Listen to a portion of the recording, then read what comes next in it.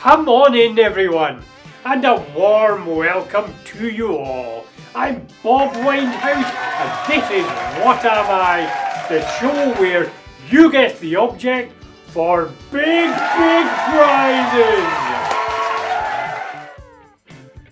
First of all, let's welcome this week's contestants. We have Bridget from Loch Macdui and her son, Alfie. Are you ready to play for big prizes? Yes, we are, Bob!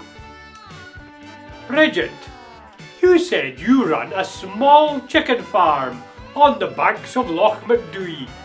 That sounds exciting! Only joking!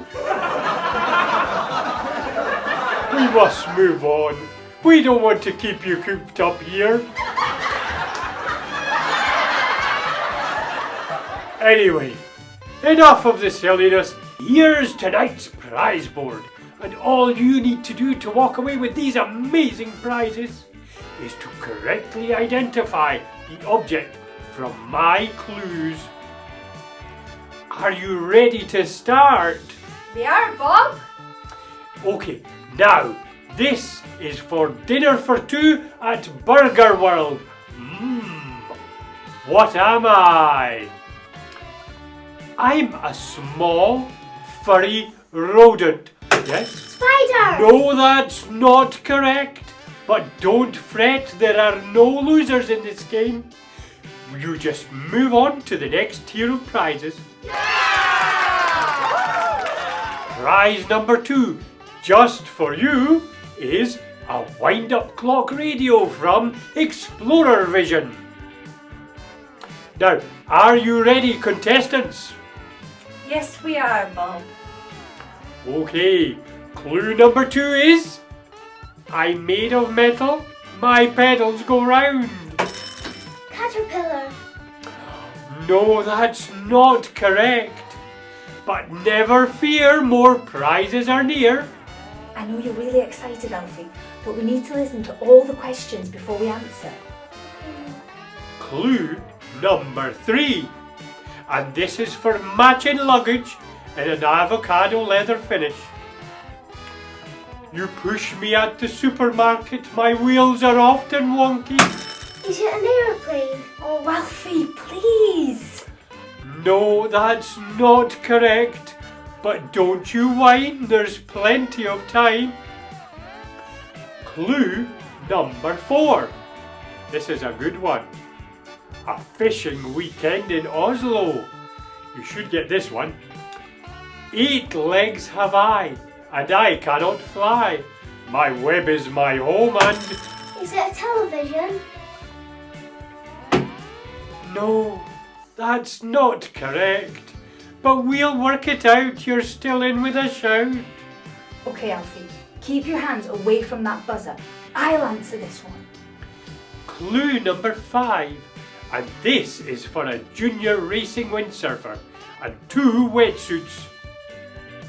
I'm small. A screwdriver. Alfie! No, that's not correct. You've one more to win, so let's give it a spin. And this is for our grand prize, an all expenses paid holiday in the Seychelles. You'll travel by yacht to the sandy beaches, sip fresh fruit cocktails from fancy glasses, and spend your evenings relaxing under the stars with all the entertainment laid on. Are you ready, contestants? We're ready!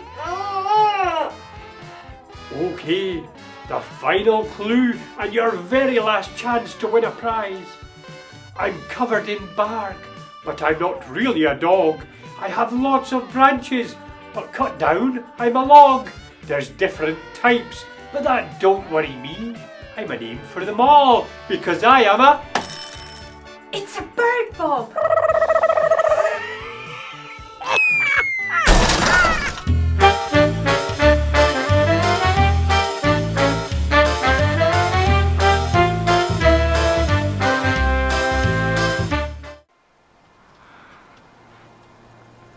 Wow, they really didn't do well at all, did they?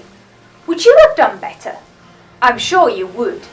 But sometimes there's things that are just too hard for us to do on our own. Our story for today is found in Matthew chapter 14 and verses 22 to 36. Jesus had been in a quiet place alone when a crowd arrived from nearby towns. Feeling concerned for them, Jesus healed the sick who were with them. And in a further miraculous sign that day, Jesus fed thousands of people who had gathered with only 5 fish and 2 loaves. Our story begins after this though. Jesus asked the disciples to get into the boat and make their way across to the other side of the Sea of Galilee, which is a big lake in Israel. It had been a busy day and Jesus went to the mountainside to pray. The disciples were far out on the water, and just before dawn, Jesus decided to go out and meet them. Now, Jesus is the Son of God, and so he didn't wait for a passing boat. He didn't zip on a wetsuit and start to swim. He just walked. He placed one foot in front of the other and walked straight out over the water without sinking at all. Now, as it wasn't fully bright yet and the wind was causing waves which rocked the boat, the disciples couldn't see what was happening clearly. As they saw a figure approaching over the water, they panicked. They thought it was a ghost and shouted in fear. But Jesus calmed them, telling them to be brave and letting them know that it wasn't a spooky creature at all. It was just him. Peter said to him that if it really was Jesus, then he should tell Peter to come out to him on the water. So Jesus said, "Come." Now, how would you have felt? Would you have skipped over the side of the boat and run across the water to see Jesus? Or would you have carefully dipped a toe into the water before making up your mind? Well, Peter did something in between. He climbed out of the boat and started walking out over the water, heading towards Jesus. When he had his mind fixed on Jesus, Peter was fine. But he started to get distracted. He started to doubt. He started to think about how strongly the wind was blowing, and he became afraid. And as soon as he forgot about Jesus and relied upon his own abilities, he began to sink. Panicking again, Peter cried out, "Lord, save me!" Jesus reached out and caught him, and Peter stopped sinking. "Your faith is so small," Jesus said. "Why did you doubt me?" Then they both climbed in the boat. As soon as they were in the boat, they all worshipped Jesus and said, "You really are the Son of God." What this event told us was that it is important to have faith. Faith in the one who is more powerful than anyone or anything else. As soon as Peter forgot to rely on Jesus and started to think about his own ability to stay above the water, he started to get very soggy indeed. The truth is, we aren't meant to go through our lives trusting only in ourselves. Sooner or later, like Peter, we will realize that we need Jesus. We were created by a loving God to live good lives and to worship and trust in him. Unfortunately, like Peter, we can't be good enough on our own. We don't tell the truth enough. We do things that are wrong, and we certainly don't worship and trust in God as much as we should. But just like Jesus saved Peter from a watery fate, Jesus' whole purpose on earth was to save us from the things that we do wrong. But like Peter, we have to rely on him, not on our own cleverness. We have to remember that we were all made differently, but he loves us all just as much and wants us to trust in him.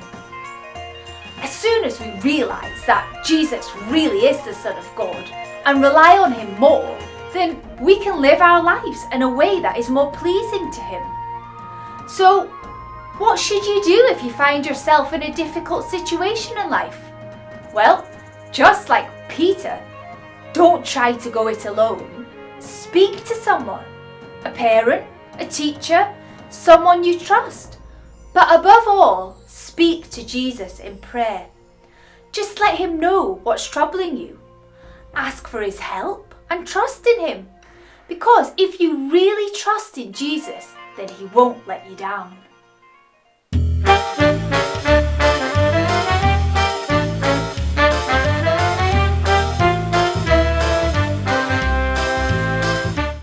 Hi everybody, welcome to Craft Time.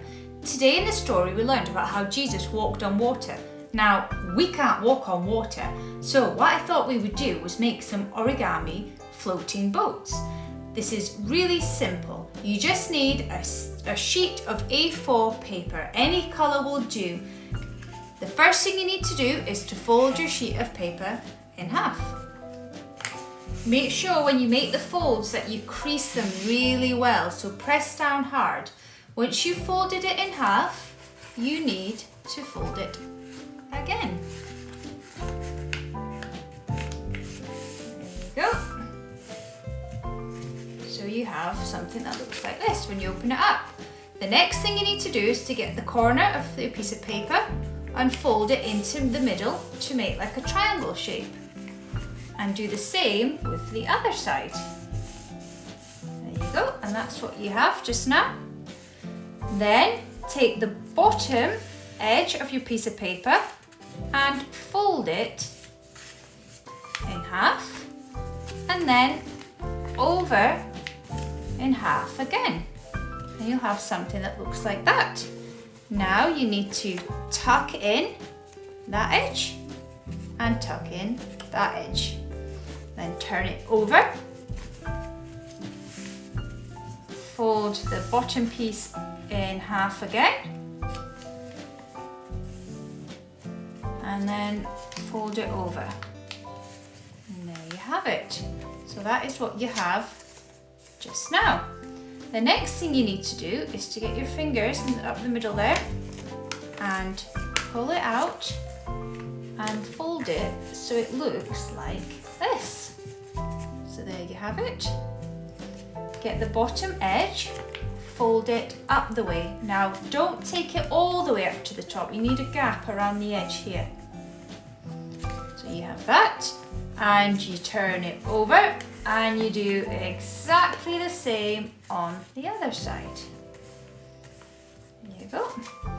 Again, you need to get your finger in the middle here and pull it out so you have something that now looks like this. Now from this point you need to again fold the bottom piece up. Not all the way to the top, you always need an edge. Now at this stage you'll notice it's starting to get a little bit trickier to do the folds because there's a lot of paper being folded at once. Turn it over and do the same on the other side. And you'll have something that looks like this. Now, get your two edges here and pull it open. And you'll see it is starting to resemble something that looks like a boat. Put it flat, make sure you give a good push on all the edges. Lift it up and then get your fingers underneath, push out the middle piece. And there you have it. Now, the moment of truth. We're going to test one of our boats. Now you can make these with cardboard too, but you have to be pretty strong to fold the folds when you do it with cardboard because it's quite tricky. I think I'm going to pick this wee blue one and I'm going to pop it into the water.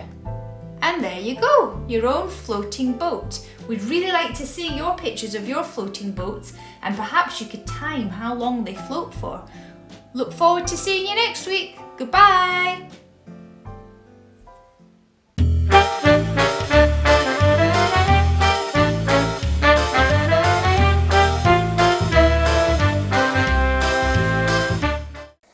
Our Father, who art in heaven, hallowed be your name. Your kingdom come, your will be done, on earth as it is in heaven. Give us this day our daily bread, and forgive us our sins, as we forgive those that sin against us. Lead us not into temptation, but deliver us from evil. For yours is the kingdom, the power, and the glory, forever.